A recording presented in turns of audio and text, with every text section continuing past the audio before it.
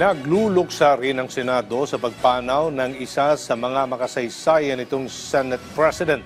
Ang ilan sa mga senador, ikinwento ang kanilang mga alaala kasama si Manong Johnny. Si Daniel Manalasta sa sentro ng balita. We all suffer from the same disease, you and I, and that disease is time. It comes sooner or later. Now it is my time. Minsang bumalik ang namayapang dating Senate President Juan Ponce Enrile sa Senado noong November 26, 2024, kung saan siya binigyang pagkilala ng mga dating kasamahan para sa kanyang kontribusyon at serbisyo para sa mga Pilipino. You are now in charge of this country, and this country must be handled by every generation of Filipinos.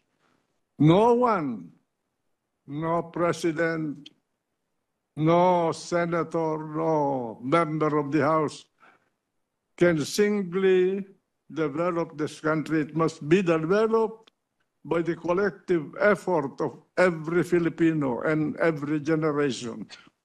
It is the only country that we have, and we happen to be here. We cannot change our geography.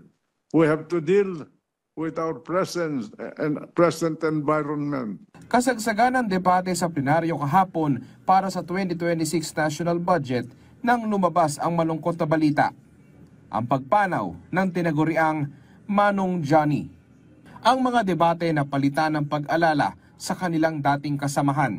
He has dedicated his whole life, even until his last days, to public service, and we will remember him for his formidable intellect and compassion to the people, especially the employees of the Senate. We learned so much from the good gentleman from Cagayan.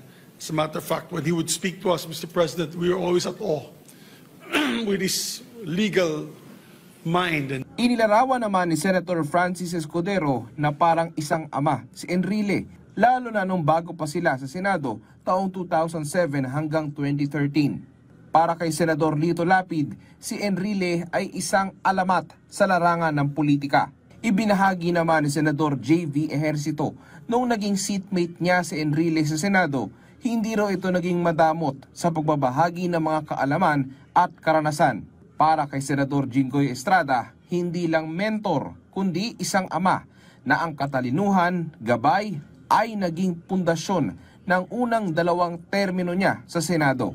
Nagpasalamat naman si Senador Joel Villanueva kay Manong Johnny. Hindi raw makakalimutan ng sambayan ng Pilipino ang katapatan ni Enrile at pagmamahal sa bayan. I went to war during the war. I participated in the drama that we have had in this chamber. I've been jailed several times, but I survived, and that's why I'm here today. That is the essence of our struggle to make this country exist.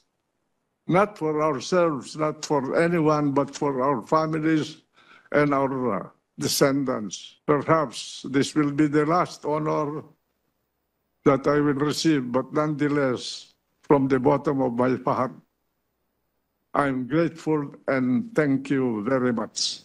Daniel Manalastas para sa Pambansang TV sa Bagong Pilipinas.